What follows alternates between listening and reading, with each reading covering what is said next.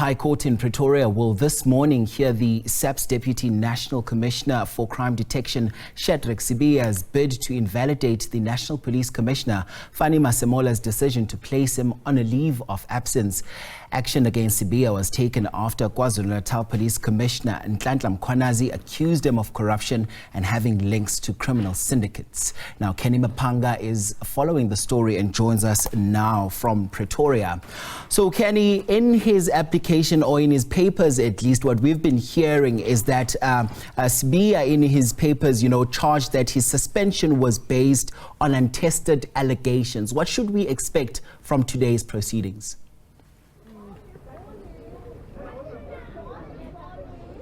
Indeed. Good morning to you, Nhlanhla, and to the viewers at home. We've seen that the Lieutenant General Shadrack Sibiya has turned to the Gauteng High Court in Pretoria in an urgent bid for his reinstatement as the Deputy National Commissioner for Crime Detection within SAPS. So essentially his arguments, Nhlanhla, is through a narrow lens of his rights, that is his constitutional rights, and then of course the rights that are afforded to him as an employee under labour law. So he has stated that he has been effectively suspended on untested allegations. The said allegations that are being spoken of in this particular matter, at the heart of this dispute are allegations made by KZN top cop.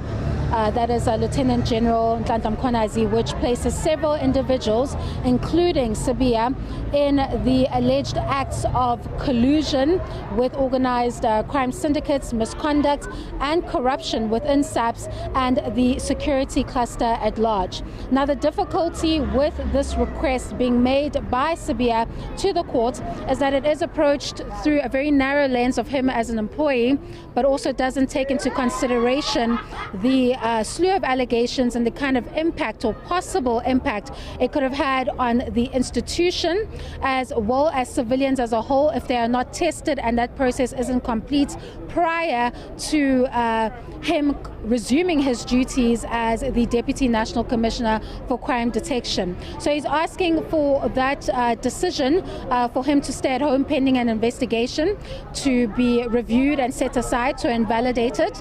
He's stating that it is an unlawful decision. Alternatively, he's asking the court to interdict top cop General Fannie Masemola from instituting any disciplinary proceedings against him pending the finalization of the Commissioner of Inquiry that is tasked with probing these allegations and will be led by retired Justice Nhlanhla. But we have heard this morning that that particular inquiry will not be able to gain way on the 1st of September as there are still some procurement challenges that need to be resolved prior to setting a start date. Now, despite what is being requested this morning, before the merits can be entertained, I have stated that they are enrolled in the urgent court, and we've already seen that the attorneys have now turned to the acting judge president, that is Justice Aubrey Ladwaba, to now seek a special allocation.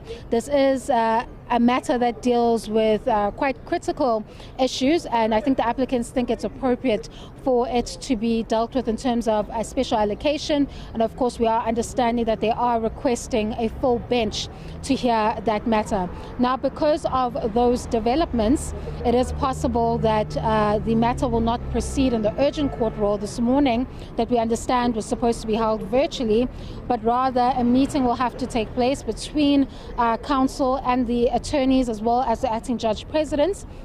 And then they can come up with a sit-down date, which will then be communicated to all parties and interested parties regarding this particular matter. So that battle continues for the top cops, that is Lieutenant General Sibiya and General Fannie Masemola. I don't think the matter can proceed today in the Gauteng High Court in Pretoria, but we'll continue to monitor developments as that meeting between counsel and the acting judge president is expected to take place today, where then they'll have a date or a clear timeline as to when this issue of the effective suspension of Lieutenant General Shadrack Sibiya can be ventilated in court for a final determination on the matter.